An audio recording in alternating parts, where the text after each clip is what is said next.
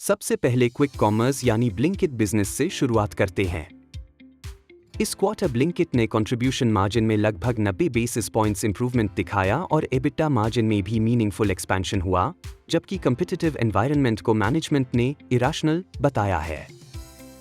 Interestingly, gross margin expansion नहीं हुआ, store throughput sequentially लगभग 6% गिरा, लेकिन कॉस्ट एफिशिएंसीज और ऑपरेटिंग लेवरेज की वजह से मार्जिन्स इंप्रूव हुए।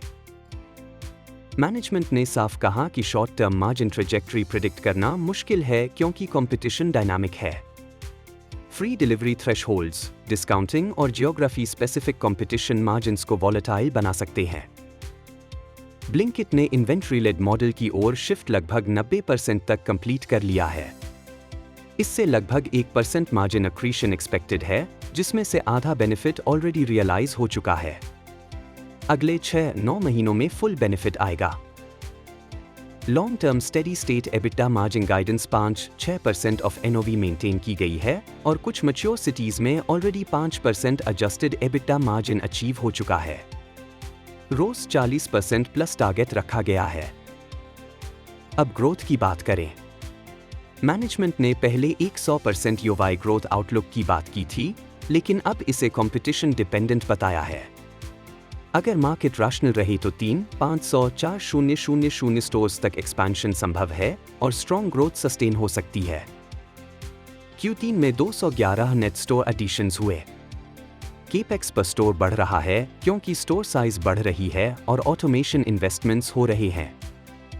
नेट वर्किंग कैपिटल डेज लगभग 18 दिन के आसपास स्टेबल रखे गए हैं। कंपटीशन पर मैनेजमेंट का टोन कॉशियस है।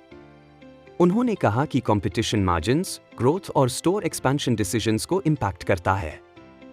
रीसेंट वीक्स में कुछ मार्केट्स में डिलीवरी चार्जेस रिड्यूस किए गए हैं, टैक्टिकल रिस्पॉन्स के रूप में। कंपिटिटिव इंटेंसिटी केवल 2-3 प्लेयर्स तक सीमित नहीं है, बल्कि सभी online retail players market share के लिए compete कर रहे हैं। फूड डिलीवरी सेगमेंट में ग्रेजुअल रिकवरी दिखाई दी है। मैनेजमेंट का करंट एक्सपेक्टेशन है कि ईयर ऑन ईयर ग्रोथ धीरे धीरे 20% के आसपास ट्रेंड कर सकती है, लेकिन उन्होंने स्पष्ट किया कि मैक्रो डिमांड उनके कंट्रोल से बाहर है। मॉडल असेट लाइट है, इसलिए डिमांड एक्सेलरेट होने पर एग्जीक्यूशन कैपेसिटी स्केलेबल है। गोइंग आउट बिजनेस के लिए FY30 तक $3 बिलियन एनओवी गाइडेंस मेंटेन किया गया है, जो 30% प्लस केगर इंप्लाई करता है। मैनेजमेंट ने कहा कि ग्रोथ इंडस्ट्री एक्सपेंशन से ज्यादा मार्केट शेयर गेन्स ड्रिवन होगी, खासकर इवेंट्स और मूवीज जैसे सेगमेंट्स में जहां कंपनी का करंट शेयर लो है। Q3 में लॉसेस बढ़े क्योंकि डिस्ट्रिक्ट पास मेंबरशिप प्रोग्राम लॉन्च किया गया, लेकिन मैनेजमेंट को कॉन्फिडेंस है कि अगले 4-6 क्वार्टर्स में लॉसेस सिक्वेंशियली कम होंगे। बिस्ट्रो बिजनेस पर भी इंटरेस्टिंग कमेंट्री रही। मैनेजमेंट ने कहा कि अर्ली प्रोडक्ट मार्केट फिट दिख रहा है। यह बिजनेस क्विक स्नैकी फूड कैटेगरी में अनमेट डिमांड एड्रेस कर रहा है और ज़ोमैटो फूड डिलीवरी बिजनेस को कैनिबलाइज नहीं कर रहा।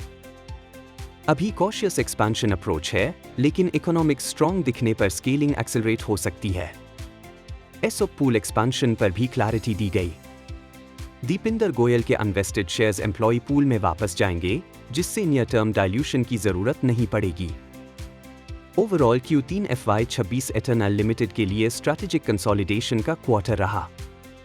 Blinkit break even milestone, stable food delivery recovery, aggressive but controlled investment in going out और लॉन्ग टर्म रोज फोकस कंपनी को मल्टीवर्टिकल कंज्यूमर टेक प्लेटफॉर्म के रूप में पोजीशन कर रहे हैं।